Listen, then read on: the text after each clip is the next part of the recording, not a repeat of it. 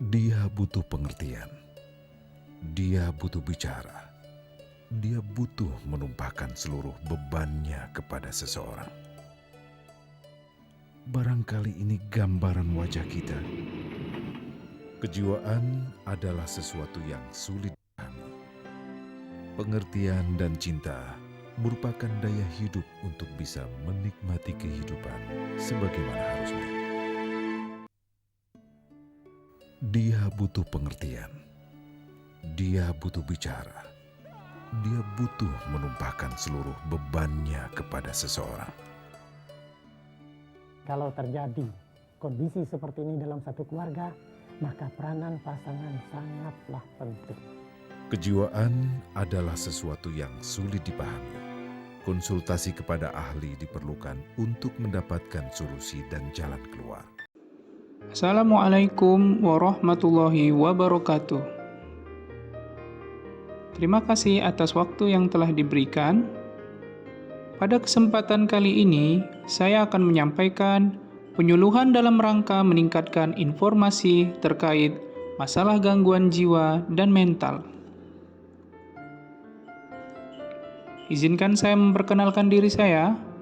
Nama saya Dr. M. Tony Darmawan, yang bekerja di Puskesmas Gunung Baringin, Kabupaten Mandailing, Natal.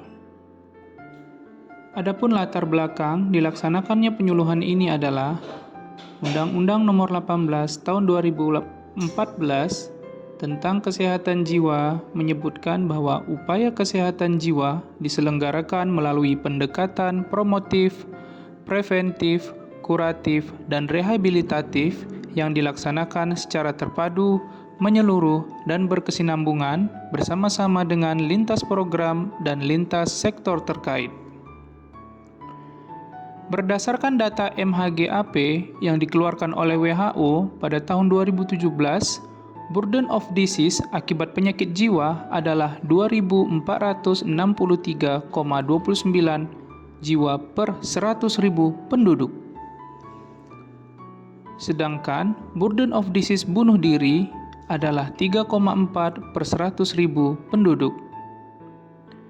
Berdasarkan data Riskesdas 2018, didapatkan data kasus ODGJ berat adalah 1,8 jiwa per 1.000 penduduk, atau 429.332 ODGJ berat.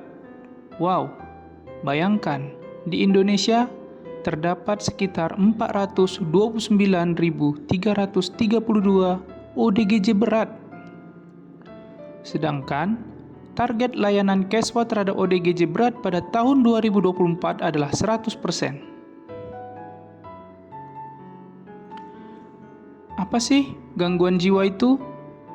Gangguan jiwa adalah sekelompok gejala yang ditandai dengan perubahan pikiran, perasaan, dan perilaku seseorang yang menimbulkan hendaya atau disfungsi dalam menjalankan aktivitasnya sehari-hari. Beberapa gangguan jiwa yang cukup sering terjadi di masyarakat antara lain depresi, ansietas, skizofrenia, bipolar, gangguan kepribadian, dan lain-lain. Siapa saja yang dapat terkena gangguan jiwa? Gangguan jiwa bisa mengenai siapa saja dengan tingkatan ringan sampai sangat berat. Dikatakan, 1 dari 4 orang memiliki risiko untuk terkena gangguan jiwa untuk semua tingkatan usia dari berbagai latar belakang kehidupan.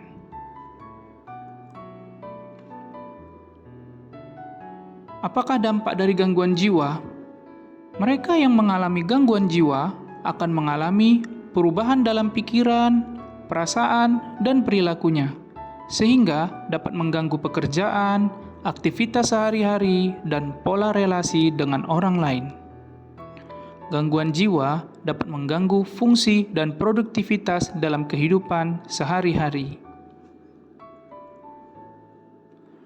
Jadi, apa sih penyebab dari gangguan jiwa itu?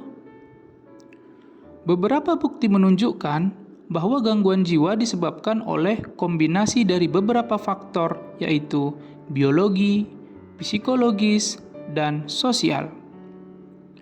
Faktor biologi antara lain adalah keturunan atau genetik, masa dalam kandungan, proses persalinan, nutrisi, riwayat trauma kepala, dan adanya gangguan anatomi dan fisiologi saraf. Faktor psikologis yang berperan terhadap timbulnya gangguan jiwa antara lain adalah interaksi dengan orang lain, inteligensia, konsep diri, keterampilan, kreativitas, dan tingkat perkembangan emosional. Selanjutnya ada faktor sosial yang berpengaruh, yaitu stabilitas keluarga, pola asuh orang tua, adat dan budaya, agama, tingkat ekonomi, nilai dan kepercayaan tertentu. Adanya perubahan pada stabilitas zat kimia atau neurotransmitter di saraf otak diyakini juga menjadi penyebab munculnya gangguan jiwa. Apa saja sih gangguan jiwa yang sering ditemui? Yang pertama, skizofrenia. Gangguan jiwa yang ditandai dengan adanya halusinasi, yaitu gangguan persepsi panca indera, misalnya mendengar bisikan atau melihat bayangan yang tidak ada sumbernya. Delusi atau waham, yaitu keyakinan yang salah, tidak sesuai realita ataupun logika. Gangguan pada pikiran, pembicaraan dan perilaku, dan emosi yang tidak sesuai. Kedua, depresi, yaitu munculnya perasaan yang sedih dan kehilangan minat terhadap segala sesuatu. Pasien dapat mengungkapkan bahwa mereka merasa bersalah, tidak ada harapan, dan tidak berharga. Mudah lelah dan nyeri di beberapa bagian tubuh juga sering dikeluhkan oleh pasien, disertai dengan gangguan pada pola makan dan tidur. Beberapa pasien memiliki risiko untuk bunuh diri pada gangguan ini. Selanjutnya yang ketiga, gangguan bipolar. Gangguan bipolar yaitu perubahan mood yang naik turun menjadi ciri gangguan ini. Mood yang meningkat disebut dengan fase manik, mania, ditandai dengan ide-ide kebesaran, energi yang berlebih, banyak bicara, tidak butuh tidur, banyak ide, dan sering melakukan perilaku yang beresiko. Sedangkan pada episode berikutnya bisa terjadi penurunan mood yang disebut dengan depresi, yang ditandai dengan perasaan sedih, muram, murung, rasa kecewa, tidak percaya diri, dan menyalahkan diri sendiri. Yang keempat, ansietas atau cemas, yaitu perasaan yang tidak menyenangkan, cemas atau khawatir tanpa sebab yang jelas, seringkali disertai oleh gejala otonomik seperti nyeri kepala, berkeringat, jantung berdebar, sesak napas, rasa seperti tercekik, mual, muntah, diare, kesemutan, gelisah, dan sebagainya. Bagaimana sih cara mengatasi stres dengan sehat? Berikut adalah beberapa cara mudah untuk membantu menghilangkan stres. Yang pertama, meminta bantuan. Kita tidak harus menghadapi segala sesuatunya sendiri. Jika ada masalah, katakanlah dengan orang lain. Ajaklah berdiskusi orang-orang terdekat kita.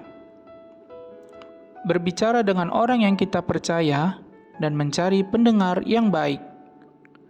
Kita dapat mendiskusikan masalah apa yang membuat stres atau mendapatkan manfaat dari percakapan yang baik. Kita juga dapat bernapas dengan pelan dan panjang. Tindakan sederhana ini dapat menurunkan tingkat kecemasan kita. Makanan menu sehat dan gizi seimbang.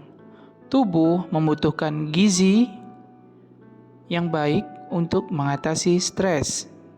Tidur yang cukup, karena tidur yang cukup membantu untuk beristirahat dengan baik dan membuat tubuh dan pikiran kembali segar ketika bangun. Berikutnya, luangkan waktu untuk bersantai. Luangkan waktu untuk istirahat saat mengerjakan pekerjaan atau pelajaran yang sulit. Lakukan sesuatu yang dapat dinikmati, misalkan berjalan-jalan di luar, ataupun melakukan hal-hal yang kita senangi. Selanjutnya, olahraga secara teratur. Olahraga minimal 15 menit sehari. Hal ini menghasilkan zat kimiawi dalam tubuh yang disebut endorfin, yang membuat kita merasa lebih rileks. Lalu, kerjakan tugas sekolah atau pekerjaan secara teratur dan jangan ditunda hingga menumpuk. Dan yang terakhir, kita dapat mengenali kemampuan diri kita untuk mengerjakan pekerjaan dan membatasi hal-hal yang tidak diperlukan pada waktu tersebut. Ada beberapa hal yang harus kita ingat. Yang pertama, stres adalah normal, kecuali jika berlebihan. Lakukan yang terbaik yang Anda bisa, dan coba untuk tidak membandingkan diri Anda dengan orang lain. Setiap orang adalah unik dan memiliki sesuatu yang istimewa untuk berbagi. Kelilingi diri Anda dengan orang-orang positif yang membuat Anda merasa jauh lebih baik. Hidup selalu berubah dan penuh pasang surut. Stres hari ini mungkin besok akan berlalu.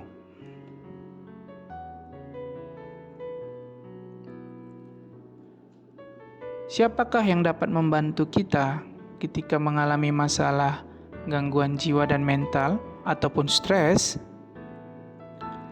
Penting bahwa Anda berbicara dengan seseorang yang Anda percaya dan dapat membantu Anda, seperti teman dekat, orang tua, atau anggota keluarga, atau teman dekat keluarga, perawat sekolah, atau guru, atau konselor sekolah, seorang pekerja sosial atau konselor remaja, dan juga tenaga kesehatan.